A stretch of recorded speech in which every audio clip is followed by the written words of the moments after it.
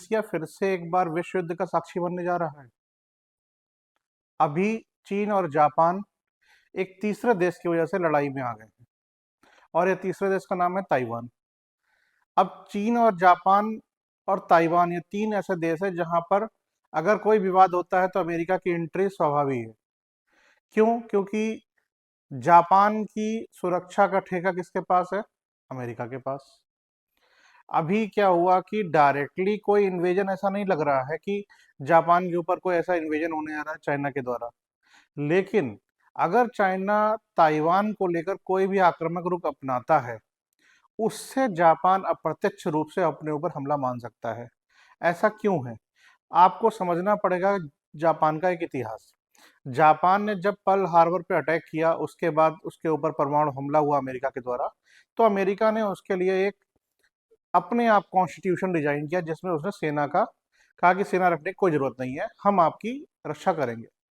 2015 में क्या हुआ कि जापान में एक संशोधन हुआ और उस कॉन्स्टिट्यूशन में एक क्लॉज डाला गया, सिक्योरिटी क्लॉज।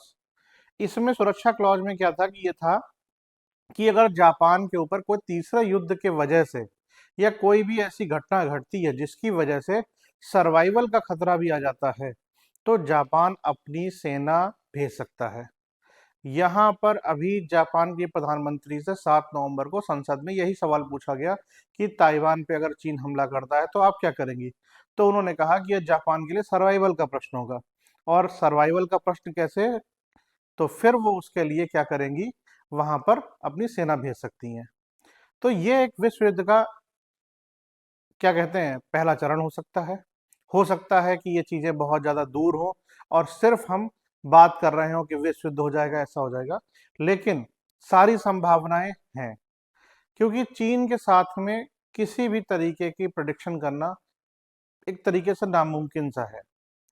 ईस्ट चाइना सी, जिस तरीके साउथ चाइना सी में यहाँ के देश फिलीपींस हो, चाहे इंडिया हो, चाहे बाकी देश हो, वो लोग परेशान रहते हैं चीन की दादागिरी से, उसी तरीके से ईस्ट चाइना सी में जापान परेशान रहता है।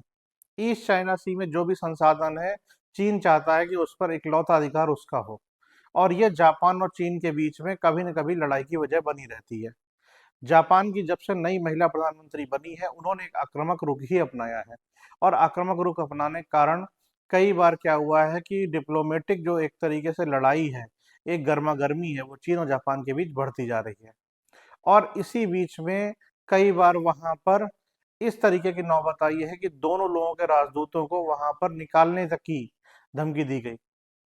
लेकिन अब देखना होगा कि ऐसा क्या होता है, क्या अमेरिका इस चीज को शांत करता है, क्योंकि डोनाल्ड ट्रंप जिनका ट्रैक रिकॉर्ड है कि वो शांति में बिलीव करते हैं।